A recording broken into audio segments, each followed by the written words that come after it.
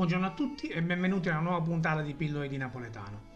Oggi continueremo, se non finiremo, la parentesi relativa ai dolci della tradizione napoletana natalizia, parlando del turrone, ma più specificatamente del turrunaro, ovvero del venditore di torroni.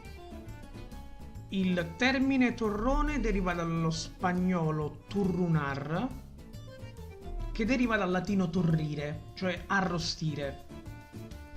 Questo per indicare il metodo di cottura del torrone. I turrunari sono i venditori di torrone che si trovano spesso nelle feste, nelle riffe, nelle occasioni natalizie e non, che si hanno spesso nelle città, nelle piazze.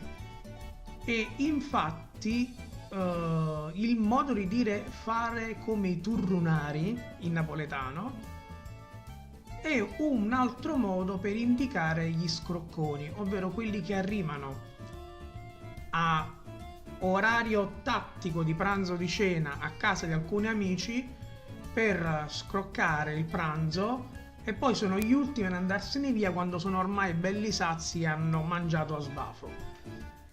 E la similitudine con i turrunari è perché i venditori di queste leccornie spesso sono i primi a arrivare nelle piazze per accaparrarsi i posti migliori e sono gli ultimi ad andarsene quando hanno venduto praticamente tutto.